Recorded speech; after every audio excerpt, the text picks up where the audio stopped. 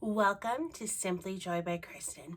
I'm Kristen, and I'm so glad you are here.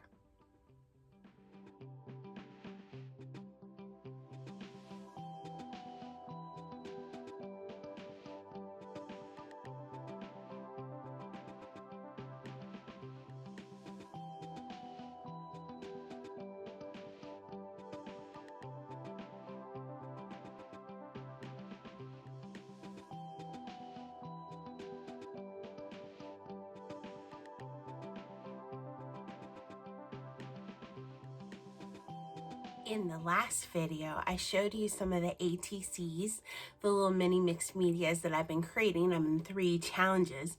So I thought it would be fun to show you me creating one of them. And so I gave you the first part of it.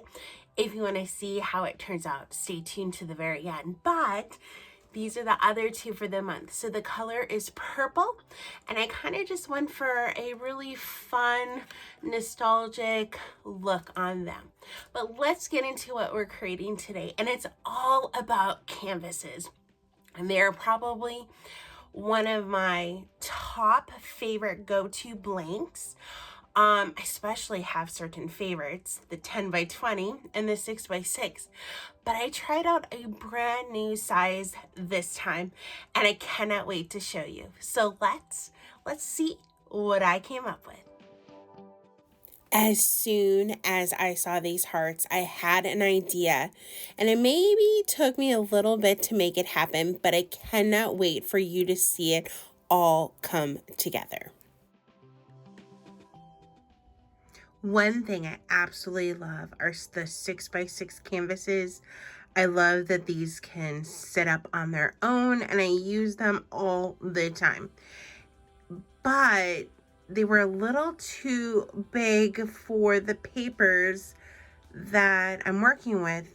And so I was looking for something like it, but smaller. And oh my goodness, they come in 4x4s. Like, how cute are these? Oh my goodness, I can't get over how stinking cute these little 4x4 canvases are.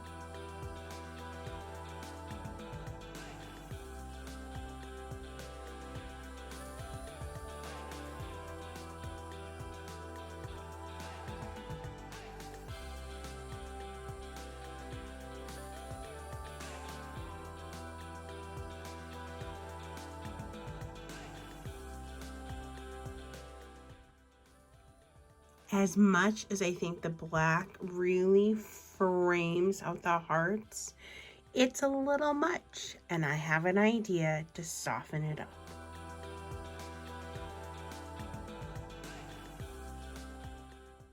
I saw someone share that they have a splatter box. Now, their box has higher sides, so this may or may not work, but this is going to go into recycling, so I thought I would give it a try. But wish me luck and see if this will contain the splatter a little bit more.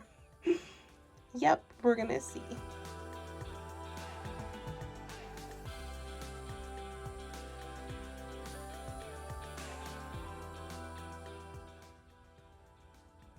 I'm really pleased with how the splatter box worked. I think having it a little bit higher of a side, but it contained it really well. So I think a splatter box is going to be something that I use in the future. This was my idea, to use the retro label maker and have little sayings inside the heart. I absolutely love how these turned out.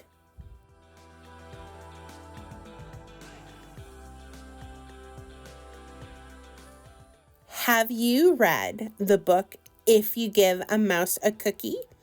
I feel like this episode should be called If You Give Kristen Canvases. So I went and I took the bee and the dragonfly, and here we go. A helpful tip when you are doing splatter and you don't want an area to get covered, I take a Post-it and move it around just to protect the image.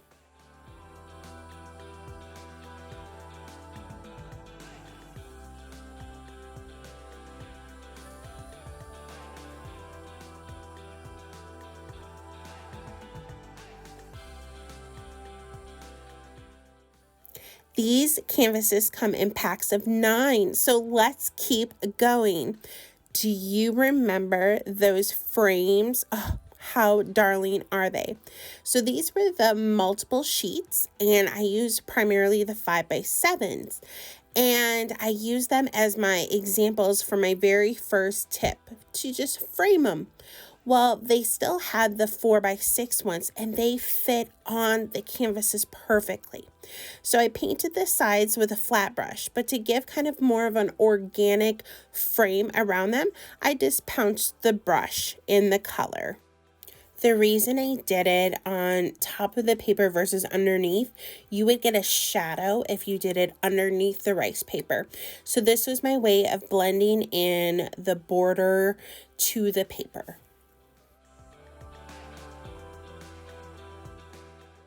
If you're counting, I'm already up to 10 canvases and I have 8 more to go.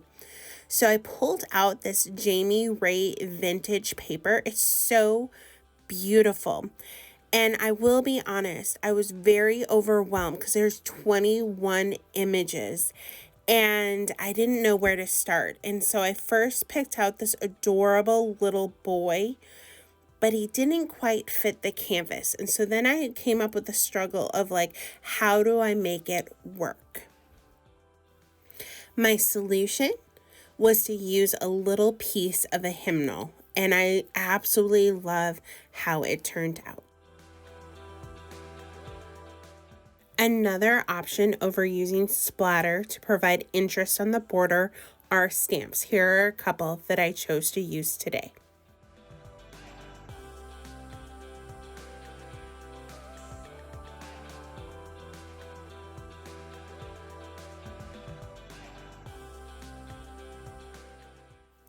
This one cracks me up so much. He looks so unhappy in that little sugar bowl.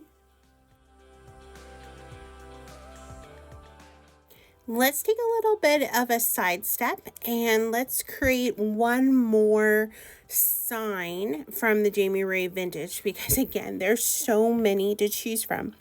I got this cute little sign, I think in Colorado at the Goodwill bins. But anyways, I thought it would be perfect for this little paper. Unfortunately, it was a little too big, so I had to get creative on filling in the gaps. So let me know, did I make this look like it was meant to be, like the size was perfect?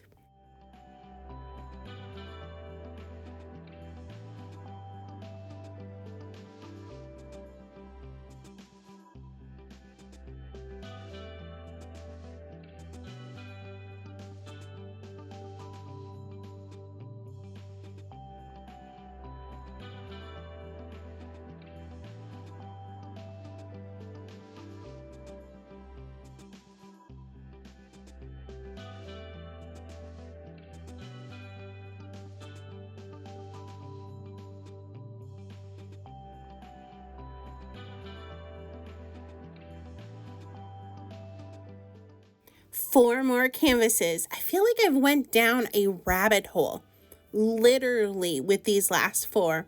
Here we are with some rice paper that I was gifted at Christmas time, and I absolutely love that they were the perfect size for these 4x4 canvases. As I was trying to choose colors for the border, I came across twice where I was too low on paint. So the owl and the Highlander cows, they needed a custom color because I ran out of faded burlap, so I had to mix it with weathered wood. And in this case, I had to mix 3 pinks together to get the color I was looking for. But in the end, it was worth it, and I was so proud of myself to use what I had on hand.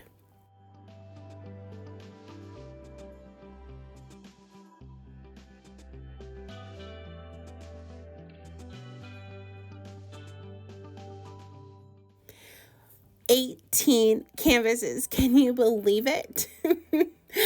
But I wasn't done. I needed to do one more project, And so I took a hardcover book, a thrifted hardcover book, which is one of my very favorite blanks, right up there with canvases. And I took one of the rice papers and I deconstructed it into multiple pieces and configured it on this book. And oh my goodness, wait till you see it all come together.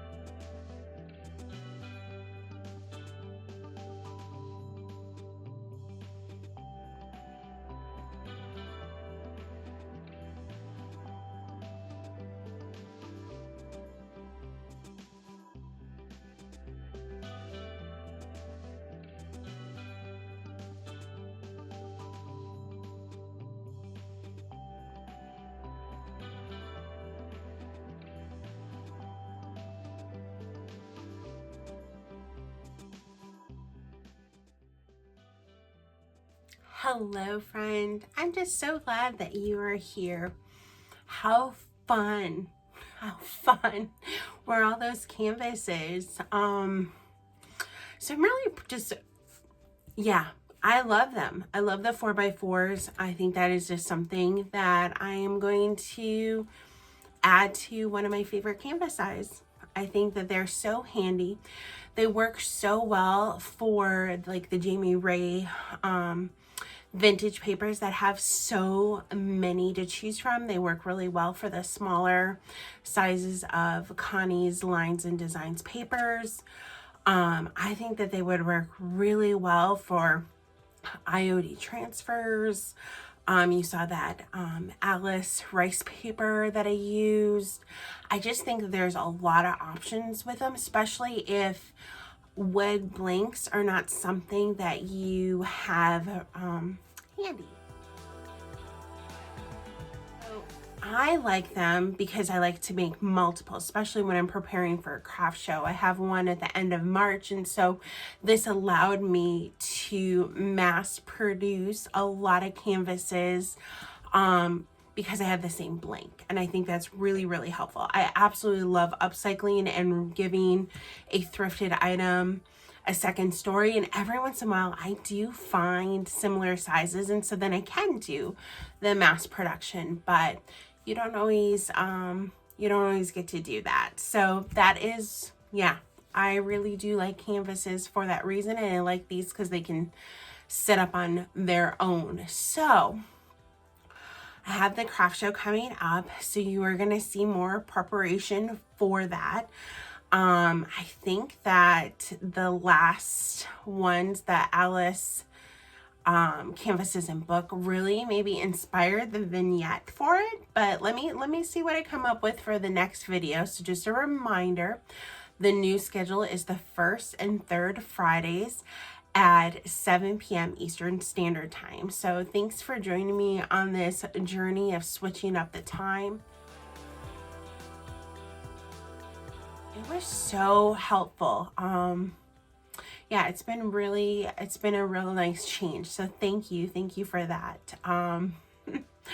So it was Eddie's birthday, and we have this tradition of making birthday signs. So my mom used to do it growing up, and so I kind of just continued it.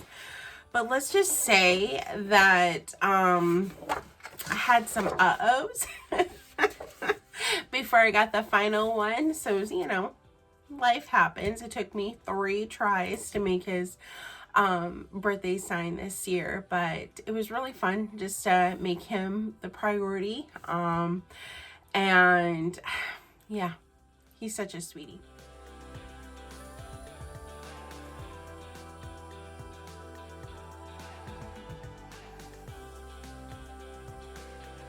So So with that said, if you want to see the second half of how I finished that ATC card from Connie's challenge, stick around. I will show you that.